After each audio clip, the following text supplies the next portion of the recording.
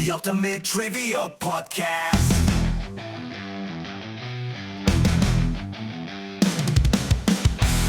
Hello and welcome in to the Ultimate Trivia Podcast, the show where knowledge is power and laughter is our only reward.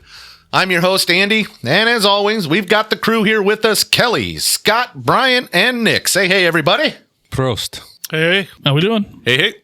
What's going on? All right, today's trivia. We are going to heat it up with cooking terms. Ooh. Can you get negative points? Oh, we're going to find out. We're going to find out. Immediately, I think Nick's got the leg up. Okay. You do a lot of cooking? I watch a lot of cooking shows as well. I think Scotty cooks the Scotty majority cooks? of the meals in I his do, house. but I couldn't I feel tell like you the majority. lingo. I think like his biggest cooking term is going to be like crock pot. Maybe Preheat. microwave, Preheat. takeout. That's right. Right. All right. Well, cooking terms are the foundation of understanding any recipe or kitchen technique. They help bridge the gap between professional chefs and home cooks, allowing anyone to follow recipes with precision. From essential tasks like chopping and whisking to more advanced methods like tempering or flambe, knowing these terms can make the difference between culinary success and a kitchen disaster. Today, we're going to explore some of the most useful and maybe some obscure cooking terms that every aspiring cook should know. Does that make anybody feel better or worse, out of curiosity? Probably worse. Yeah. I'd say a little worse, yeah. Yeah. So, I usually just black out when you talk. yes, I've learned that. I don't know how many formal. In the 20 years we've been hanging out, I see the glaze happen pretty fast. Right. All right. Well, before we get to that, as we always do, we're going to jump to our question of the week. This one comes in from a Miss Kim Borja via our Facebook page. Okay. She wants to know a fun fact about each of us. This could be anything from a hidden talent, a unique experience, maybe a little known accomplishment. But tell us something personal about you that most people probably don't know. Anybody want to lead us off? Yeah, I think the coolest thing that I guess happened to me is I was in high school, was at a basketball camp, and it was a 5-star camp in Virginia, and there were several NBA players that ended up being NBA players, high-ranked nationally players, and one of them was on my team, and that week I had an excellent week of basketball, and I actually won most outstanding player for that camp. No kidding. Yeah, with that guy on my team, so it was pretty impressive. Nice. Wow. So. Did that lead to anything after that? Any additional contacts from colleges, things? No colleges, really, but a high school coach in Myrtle Beach, South Carolina, was trying to get me to come to his high school. Oh, wow. That was before my junior year. That's pretty cool. I tried to get my dad to move, but they wouldn't Just do it. wouldn't hear. Myrtle Beach is a pretty attractive place to go, too. So I wouldn't figure you'd have to sell too much. How about you, Brian?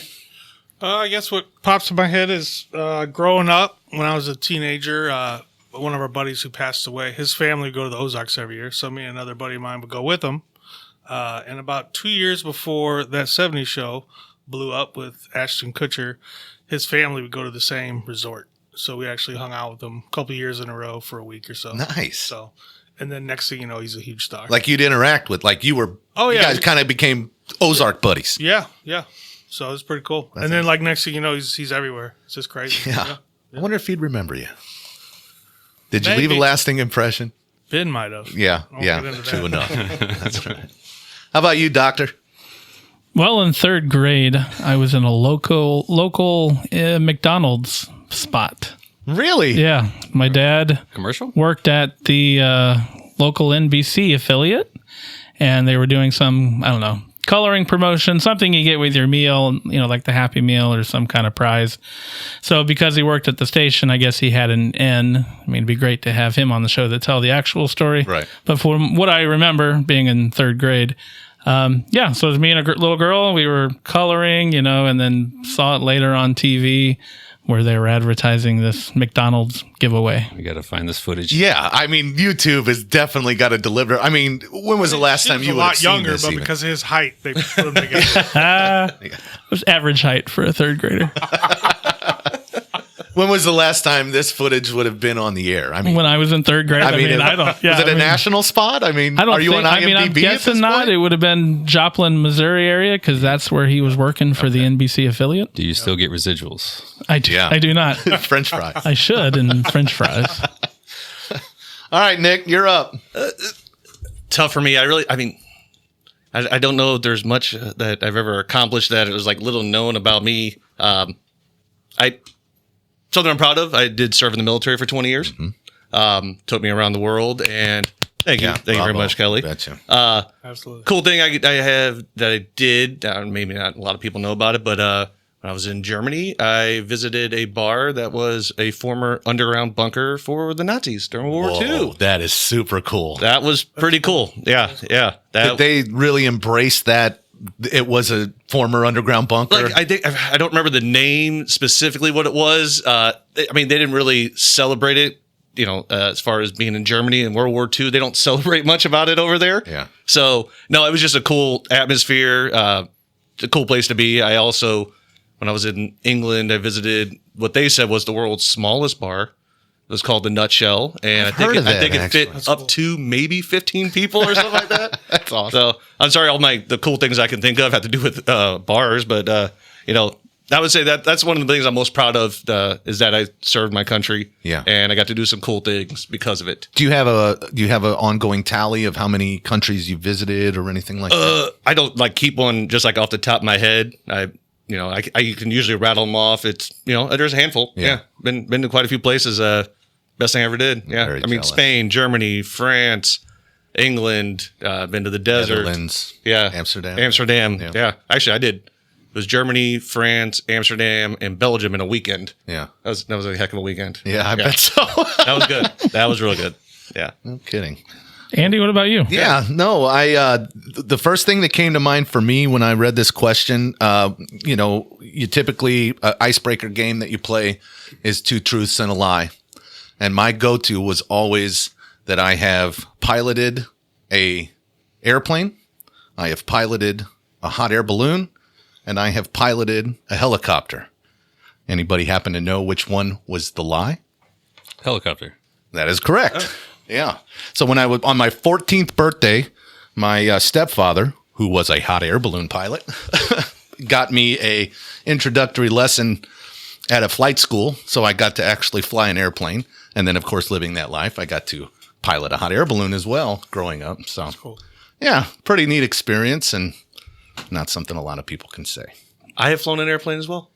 Well, that doesn't surprise me as much because you've worked on them through the military. Yeah, it was one of my earliest things. When you get in and you get to your base, they take you up on a incentive flight, if you want to call it that. And I was just sitting up there. I was actually starting to doze off. Like, hey, it's your turn. What are you talking about?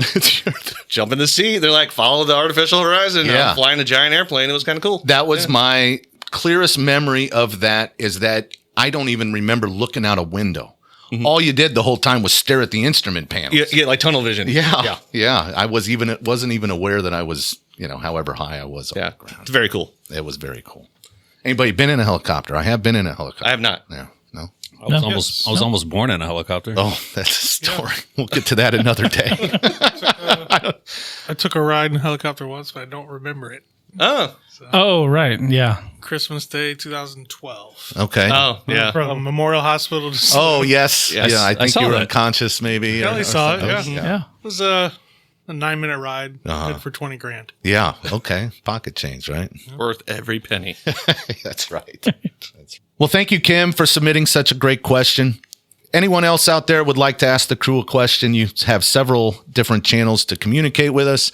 You can get to us through Facebook. You can get to us through Instagram, a couple other socials out there, or directly by email at theultimatetriviapodcast@gmail.com. All of our socials are listed on our podcast sites, right? They are indeed. Okay. That's right. Check it out, guys. Check it out. All right. Guys, ready for some trivia? Let's do it. It's time for the main event, our 10-question trivia game on cooking terms, and I will be your host. Here's how it works. I'll read out the questions. You'll all write the answers on your whiteboards. You guys playing at home, just keep them in your brain. When I say reveal, you'll show your answers. If you get it right, you earn a point. If you don't, well, we have a habit of making fun of you for getting it wrong. So let's see who ends up on top today. Boards ready? Here comes question number 1 of cooking terms. What do you call the method of cooking where you dunk food into hot oil and watch it bubble away to crispy perfection? Quick to the boards. Quick to the boards. Brian with a knowing nod, feeling good. At least Kelly? one right. So, Are you prepared to give us a 100% on this one? Not at all. Never again. Typical first question layup. Yeah, you know, if this one gives you a hard time, we're going to have a rough trivia here. Looks like everybody's pretty much ready to go. And on that note, let's reveal. Nick has got deep fry. Kelly with deep frying. Brian with frying. And Scott with deep fry. We will accept all answers as the answer ultimately is just frying. Yep. Wait, so I'm up 1-0. Yeah, boy. Big B is on the board. I love it. I don't do a lot of deep frying. Obviously, it's a less healthy way of cooking, but it's also incredibly messy. Messy. Your house will smell because of it, and then you have all this oil. You gotta do something What with do you it. do with that then? I'd always did it in the garage or outside because if you do it inside your house, it's What did you fry? Did you have a fryer? Yeah, Okay. yeah, wings. Wait. Oh, Yeah. man. I mean, just Yeah. It's almost like your brothers with Scott on that. yeah, right. Well, frying is the ultimate way to achieve this irresistible crunch. Whether it's golden brown chicken wings, there you go, and crispy French fries, this method transforms simple ingredients into mouth-watering delights. Who can resist the sizzle and pop of hot oil, turning food into pure, crispy bliss? I love fair food. That is random stuff that is deep fried, the Oreos, the Twinkies, the Snickers. Yeah. Yeah, elephant ears, funnel cake, bread, depending any on bread, part of the right? country. Yes. Love it. Big corn dog guy. Yeah. I am. Corn dog or pronto pup? Is there really a difference? There is. What's the difference? I'll tell you. Okay. pretzel bread. A corn dog is in cornmeal. Okay, so think of what you would make cornbread from. Sure. A pronto pup is in pancake batter. Oh, that always tasted similar to me. I guess we need to do a blind taste test or something. Maybe so. Check that out. Okay. I'm in. I like them as well. All right, moving on to question number 2. When you add a splash of liquid to a hot pan to dissolve all those tasty brown bits, what's this flavor boosting step called? Nick with a quick answer. The rest of the room is deep in thought. Read that again, please. Oh, I will.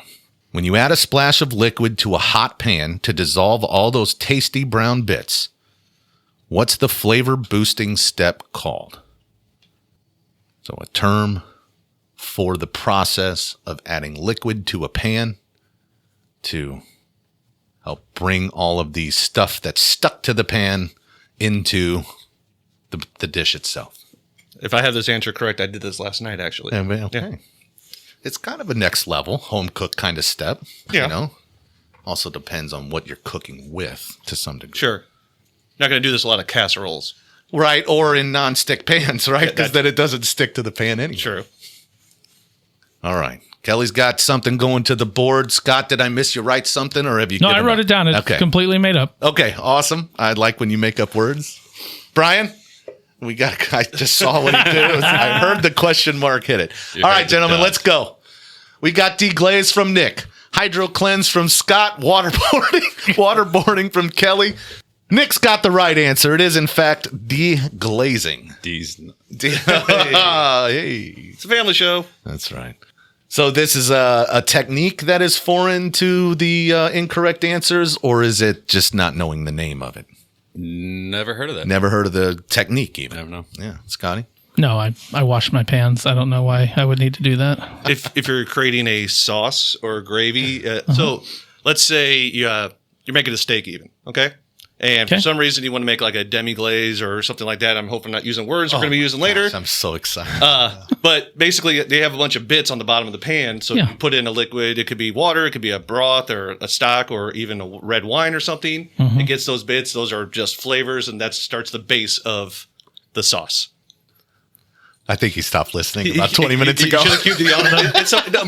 I heard water and I went to my happy I place. was waiting for You the. said that, but it's still about food. So he's not completely No, that's true. That is true. I was waiting for the yawn. I like to eat food. I don't want to make it. Yeah. Okay, all Well, right. and if you cook only on nonstick pans, then that tends not to Just, stick. I'm going to stop you right there. Okay. I'm gonna- So we are. Do you deglaze a sandwich? No. Okay. Or chicken wings, for Move that on. matter. I guess move on. You should be a little embarrassed that you know that. Well, here, you're bound to learn something now. Deglazing is the secret weapon in a cook's arsenal. Those brown bits, known as fond, pack a powerful punch of concentrated flavor. By adding wine, broth, or even water, you create a rich, savory sauce that elevates your dish from good to gourmet. It's like capturing the essence of deliciousness right there in the pan. Brian, you ready to go with that? Yeah. You're going to implement that into your next gourmet meal? We'll talk more about that off air. Okay. Deglaze my ravioli. Deglaze. It sounds like you're taking flavor away. That's what I'm saying. Okay. Oh. You're deglazing it. You're deglazing. It's deglazing the pan. You are itself. taking flavor away There's from the flavor. pan. There's flavor in that pan. So if you didn't do something with that, you just wash it away. Then you're really just getting rid of it. You see what I was? Yeah. I got you. Yeah, I hear you. You're using that Yeah, flavor. I hear you. I know what you're saying. Okay. All right. Well, here we go into question number 3. What's the French term for the light, airy mixture of whipped egg whites and sugar, often used in pies or pavlovas? Thinking, boy, Nick is quick to the board. Hope I spelled it right. I may have underestimated. We don't care about spelling. That's true. What's the French term for the light, airy mixture of whipped egg whites and sugar, often used in pies and pavlovas, and plenty of other applications as well? I could be wrong on this too. But Okay. first thing that popped to my head. Yeah. I'm not a fan of it either. Yeah, we'll talk about that. I agree. One last time here, as we're thinking. What's the French term for the light, airy mixture of whipped egg whites and sugar, often used in pies and pavlovas? Everybody ready? Looks like Kelly's finalizing an answer, maybe? Let's see him. Kelly's got tiramisu. Fombre? Yeah. Scott, maybe? Okay. Brian's not a fan of this category, and meringue, I believe, is from Nick. Meringue is, in fact, the correct answer. Nick remains perfect to this point. Don't start talking about the no-hitter You are already. you're a it's Renaissance too man. early. Man. You're a Renaissance man. I like to try to be diversified. I like that. You know? I'm impressed. Thanks. Yeah, I am not a meringue guy either. I'm not, just in general, there is a place near where we live that advertises mile-high pie or foot-high pies or something like that. Highland. Yeah, Blue Springs, right? Yep. Yeah, meringue Well- does nothing for Well, me. it's like 9 inches of meringue. Yeah. You know, that doesn't. It's a lot. So I used to date a girl. Her friend worked there. So Okay. I used to get them. Yeah. Yeah. It's overrated. It's not, to me, there's not a ton of flavor to it. It just doesn't do anything for me. It's air. It's Yeah. slightly. There were other sweet things air. at that restaurant that were better than that. Sure. Okay. You know. Yeah. You a pie guy, Scott? I mean, look at me. Obviously, I like a good pie. You like a good I cream just pie? don't like talking about pie and making a pie. Oh, well, there's a lot more where this came from, so we're going to have to spruce up those attitudes if we're going to enjoy the rest of this trivia. Listeners, go ahead and just skip ahead to the Yeah. last question. There you go. do not do that. Do not Yeah, listen to please- Scott about that. please don't. Yeah. Please listen to the whole episode. Yeah. All right. There's football on right now. Meringue is the magic behind those delicate, cloud-like desserts that seem to float off the pie. Whipping egg whites into stiff peaks and folding in sugar creates a mixture that's both crisp and airy. Whether topping a lemon pie or building a baked Alaska, meringue brings a touch of elegance and lightness. All right, well, let's get to question number 4. What's the term for cooking food uncovered in the oven, allowing it to develop a crispy, golden exterior? Be thoughtful about this because there's a couple of answers you could dip between here. What's the term for cooking food uncovered in the oven, allowing it to develop a crispy, golden exterior? I know exactly what you mean, but I didn't know there was a term for it. Yeah. I just I don't cook though. Cooking. Yeah. All right. Nope. Nick is pessimistic about carrying on the perfect game. I am. There's another term, and for some reason I can't think of what I want to put. But Okay. I got to go with what I got. All right. Kelly, you got something down? I think I have the right answer. Okay. Brian? In 1 or 2. No. So I wrote some down. Oh, okay, good. Yeah, let's at least throw some guesses out there, right? Scotty, you ready to Yep. rock? Oh, I got it. I got it down here. Let's do it. Brian, what do we got? We've got open face. We got broiling from Kelly, bake from Scotty, and roast from Nick. There is a correct answer.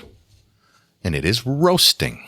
Oh, okay. So Okay. Nick stays on Wow. the streak. I'm glad I couldn't think of the other thing, which was broil. That's what I was trying So to think of. baking was the other one that I thought of. That's what you know. I initially thought of. And It's the only term I could think of. Sure. So now roast is also a cut of meat.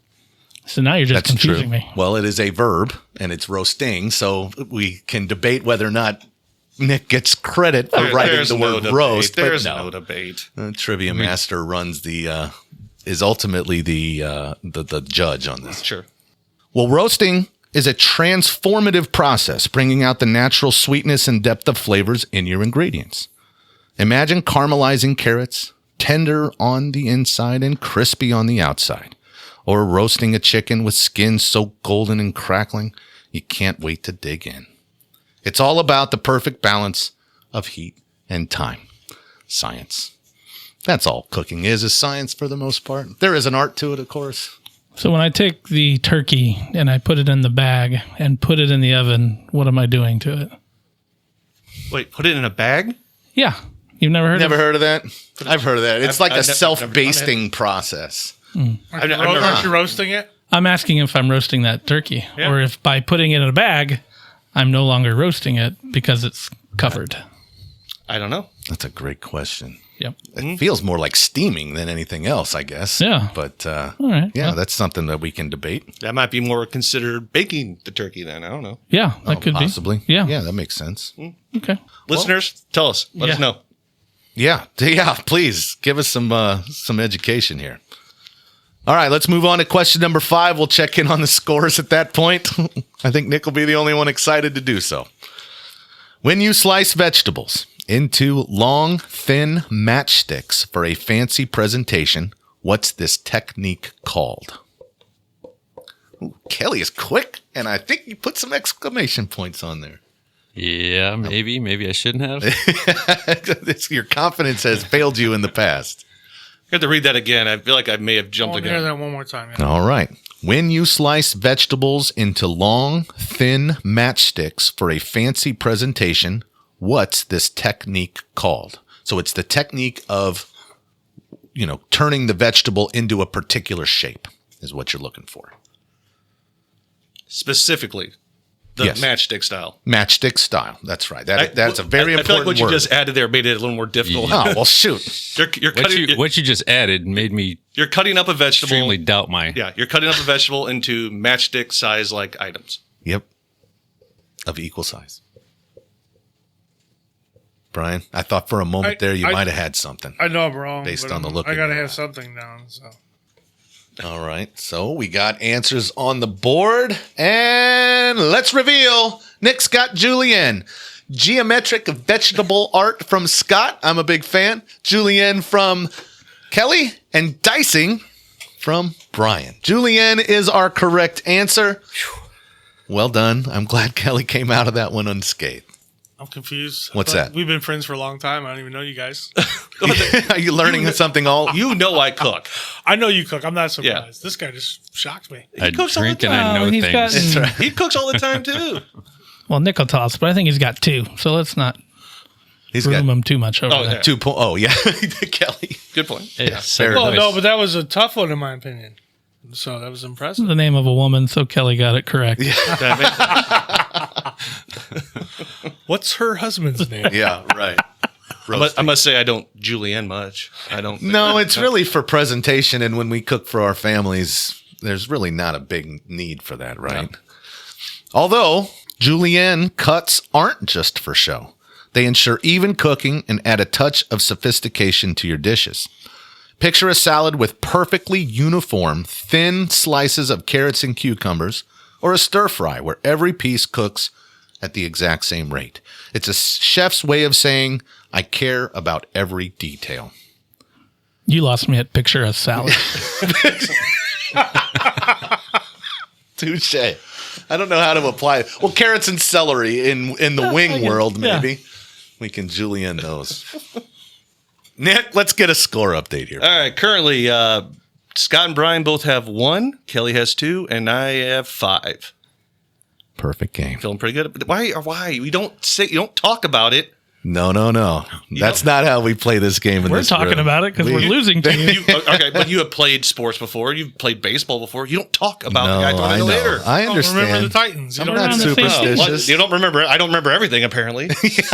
Oh my god. What's this now? What, 10, 11 straight episodes? Yeah, running? pretty much. Yep. I Yeah. feel like we have to keep it going. The bottom of the fifth. That's right. Jeez. A no going. All right. Well, let's move on to question number 6. We're back into French cooking. What's the name of the thick mixture of flour and fat that forms the base for many delicious sauces? I'd throw gravies and soups into this mix as well. And maybe not soups, maybe stew, I guess.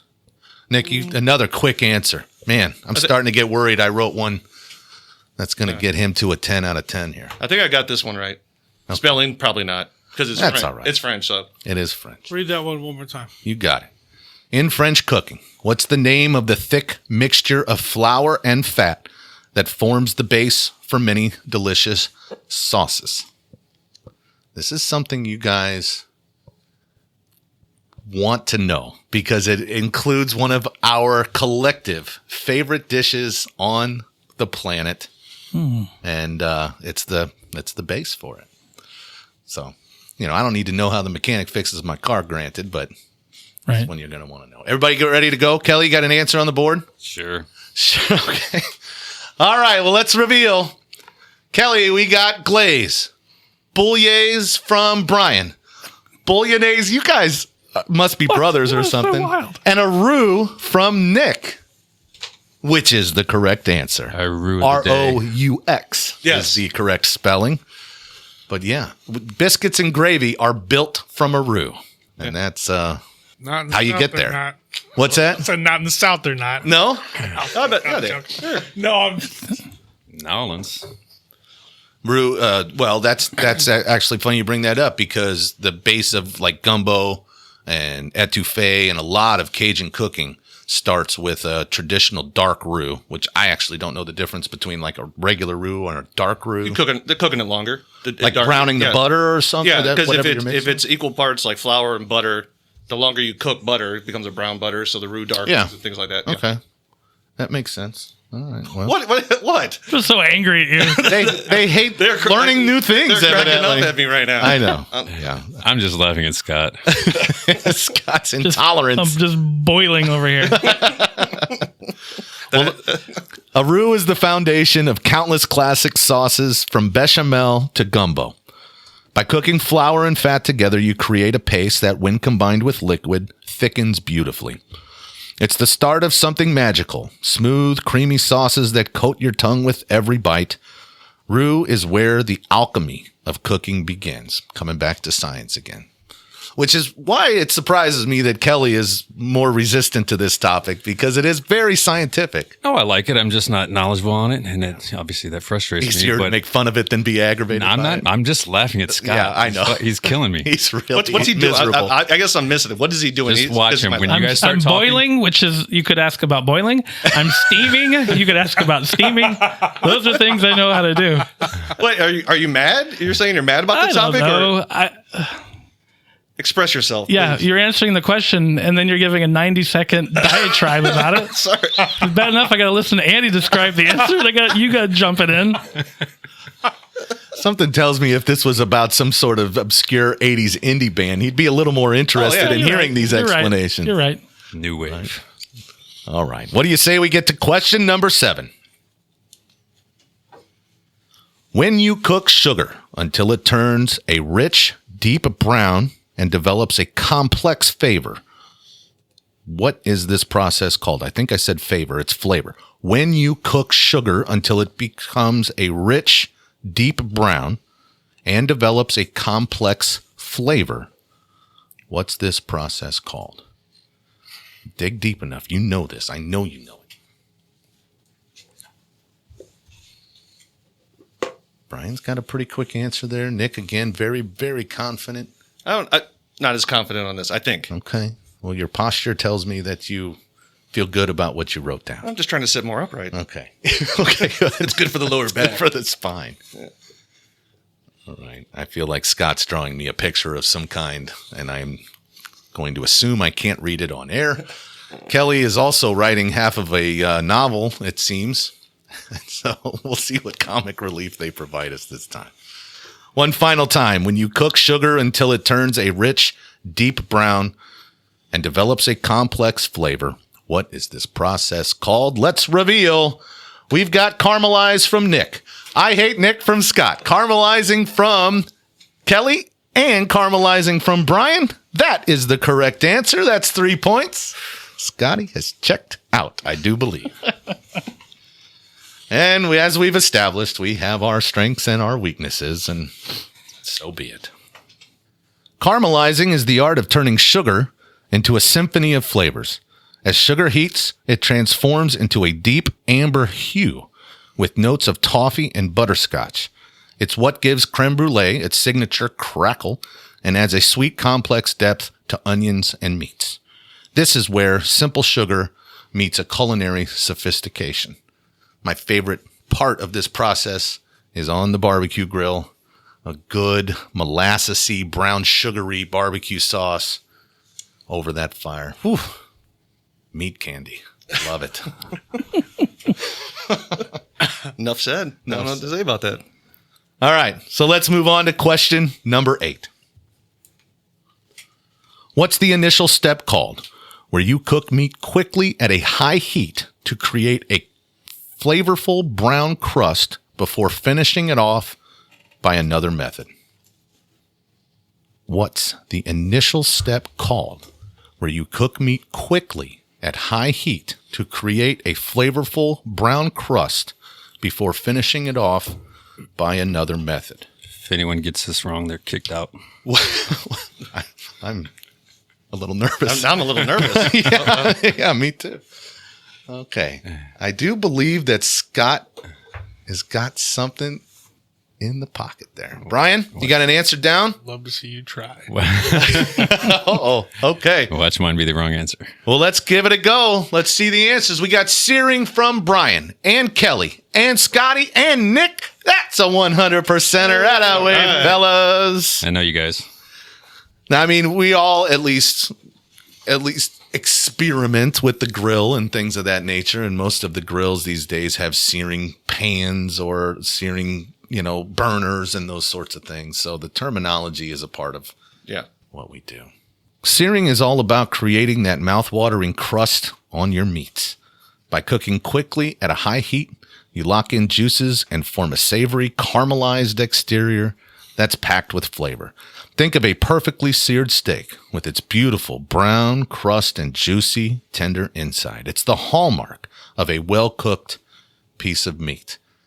This is the exact step that occurs just before the deglazing. Yes. Because it's what creates the brown bits that are stuck to your pan. So you know what's going on. Oh, yeah, baby. I love this stuff. Now I can get on board with that. With you talking about grilling a piece of meat, that was romantic. Okay. He actually had to wipe his chin. Well, that was question number 8. Let's go ahead and get a score update. All right. We have Scotty with 2, Brian has 3, Kelly with 4, and I currently have 8. Oh, no. Now, question number 9 will ultimately, in my opinion, break this perfect game. We'll see if he can rise to the challenge. Is this a 4-point question by chance? Not quite. Make it 5. All right, let's go to question number 9. What's the term for the classic French base of finely chopped onions, carrots, and celery used to flavor soups and stews? It is a French term. Yeah, Queeners, I'm not hopeful for you guys on this. Oh, Nick was quick on the board. I'm upset about it. Okay. I know how to say it better. I know how to spell it. I'm working You on just that part. make it phonetic, brother, and we'll figure it out from there, or I'll just ask you to tell me once we reveal. All right, we got some writing here from Scotty. Brian's already done. Mine's wrong. Kelly's wrong, but's got an answer on the board. Sure. Why not, right? Read it one more time. One last time before we reveal. What's the term for the classic French base of finely chopped onions, carrots, and celery used to flavor soups and stews? Let's see those boards. We've got mirepoix from Nick, burgoo from Scotty, Bonjour soufflé from Kelly. And boulets again from Brian. God dang it, Nick is on fire, baby. Oh, come on. It is, in fact, Mirepoix. So it is spelled Mirepoix. With all due respect Another to our X. French listeners, you All right, guys before spell question stuff really 10, has weird. anybody gone 10 for 10 yet on any of our trivias? I don't think so. I don't believe so. Okay. Not in All right. anything we've done. No pressure then, Nick. Oh, yeah. And you might want to change the password on your computer. I think you've been hacked. Okay. Nick is, I don't know if Nick knows computers that well. I like that when well. somebody's doing good, they get accused of cheating. Yeah, right. I know. Couldn't possibly Maybe be somebody doing well or intelligent. somebody just getting completely shelled. Yeah. Yeah, well, that's true. This is Trivia Gate, though. Somebody's Trivia. butthurt. Trivia gate. So I have a wonderful tie-breaking question that I feel like will not be needed. No, I don't think No, so. you will not be Unless needing we're- it. All right. So Mirepoix is the unsung hero of many dishes, providing a rich aromatic foundation. This trio of finely chopped onions, carrots, and celery is sautéed to release their flavors, creating a base that's both sweet and savory. The starting point for everything from a hearty beef stew to a delicate consommé, infusing every bite with deep, comforting flavor. It's not terribly different than what the South refers to as the Holy Holy Trinity, Trinity. which, if I'm right on that, it is garlic instead of celery, maybe? I thought, is it garlic or peppers? Might be bell peppers. Might be peppers. Yeah. Yeah, I think you're right, actually. I still don't know what's happening. No. Go. All right. Well, hey, here we come. Queeners, I'm about to relieve you the tension here with question number 10. What's the name of the modern cooking method where food is vacuum sealed and cooked in a precisely controlled water bath? This is something that was only available to high-end kitchens until relatively recently and became available to home chefs. What's the name of the modern cooking method where food is vacuum sealed and cooked in a precisely controlled, temperature-controlled water bath? Again, well, I won't give a hint. Yeah. I do believe spelling is probably way off, but I think I have this one. I think I got this one too. Okay. That just told me I'm incorrect. It's an easy, simple word I use. So, yeah, spelling isn't an issue. So, nope. I I'm thought wrong. for sure this would be the answer to one of the 10 questions. It's not the answer to this question. Okay. But I'm writing it down I can't protest. wait to see it. in Very, protest. very intrigued. Yeah. All right. So one last time, what's the name of the modern cooking method where food is vacuum sealed and then cooked in a precisely controlled water bath? Let's see it. Kelly's got sous vide. Nick with sous vide. Saute from Scotty and steaming from Brian. We have the correct answer at sous vide. And that's a perfect game. There it is.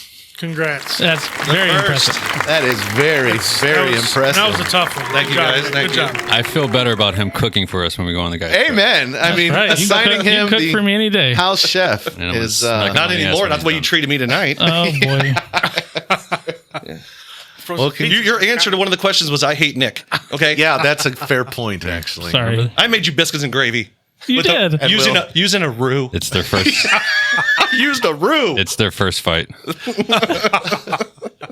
And what was the thing with the water? I already forgot. Where you're cleaning the pan, but you're not deglaze. Deglazing. There you go. Did you deglaze the pan beforehand?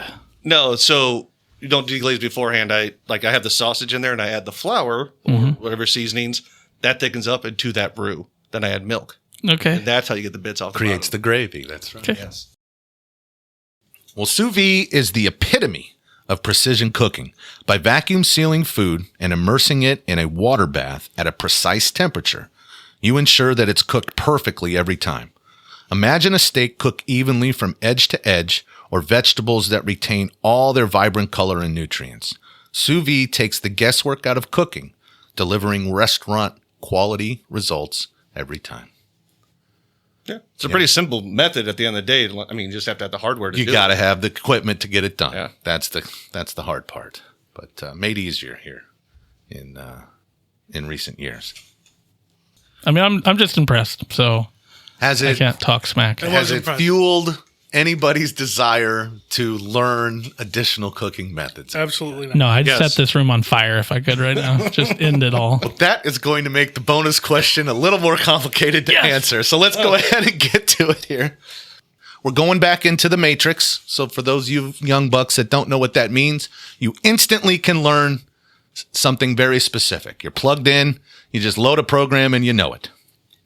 If you could learn one specific dish and you will be the best in the world at it, what would that be? Steak. That's just like your favorite food? Is that why? I mean, Steak. it's a great answer. I mean, what do you want? I mean, you make the best steak in the world? Yeah. Well, yeah. I mean, but that's, I guess, a common claim is ultimately where I would go with that. Is there something maybe more niche specific? Scotty, I gotta believe chicken wings are floating around in your. They are. Actually, it is chicken, but I'm going to go with chicken parmesan because one of my favorite dishes, my oldest daughter's favorite dish. So, I mean, that's half my family. There's 4 of us. So if I could, perfect that, I think I'd be popular in the family. I can teach you. Okay. Clearly you can. Cooking with Culinary Nick and Scott. instructor. Yeah, new podcast idea even. That would be great, Nick. We should think about that. We're going to start a cooking You show just now? talk and I just make fun of you the whole time. I don't know that. Isn't that what we're already doing? Well, yeah, that's true. You might want to go video on that particular one, though. It might be difficult to explain. How about you, Brian? Is there something you just want to be able to make the best of? I'm gonna say like a red meat sauce, like Italian. 'Cause then you can throw in as many different noodles and things you want. You can throw it on chicken parm. I like whatever. that. Yeah. So just to perfect that sauce gives you a bunch of meals. Yeah, Great- it becomes perfect very Italian. versatile. Or gravy, as the Italians call it, I think. That's right. You're correct. You Yeah. want to get Do they? married? Yeah. I'm not sure I knew that. Yeah. I've seen that maybe even in movies, too. They talk yeah. about it. They don't call it a Bronx marinara style. sauce or a sauce. It's a gravy. A Bronx tale. Yeah. Is that what it's from? He talks about that. Yeah. Now Nick's just showing off. Yeah. Hey, flex away, brother. 10 out of 10. I mean, yeah, That's I the mean- first one. Scotty, when you got it, you got it. Yeah. Clearly. I mean, that was You a got an very answer hard for trivia. us? I mean, at first I try to think of like a dish that's difficult to do, like beef Wellington or something like that. That's what comes to mind just because it's a difficult and tedious thing to do. But I love Kelly's with the steak. I like that idea, just being the best at something that everybody, well, not everybody, but people really like. Barbecue comes to mind, but Yeah. I'd probably have to pick something difficult, like I said, beef Wellington or something like that. I'm very impressed you came to that. That is literally my answer. Is it? It is. Well, it's widely known as one of the most difficult dishes out there.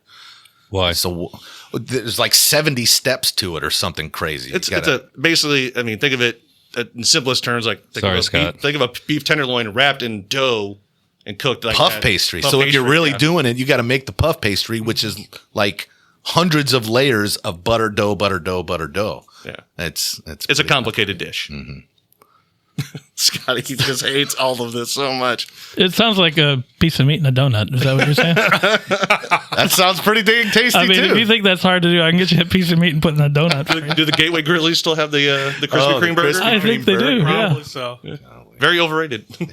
Is it? I've never had it. Wasn't a fan. Does it taste like a burger in a donut? Yeah, that's right, yeah. Of course it does. I've never tried it. Just doesn't sounds sound terrible. good. You're not missing Doesn't out. sound good. That's to not. me. Yeah. Well, that was a quick one today, boys, but that's it for today's episode of the Ultimate Trivia Podcast. Thanks for tuning in, and don't forget to please subscribe and leave us a review.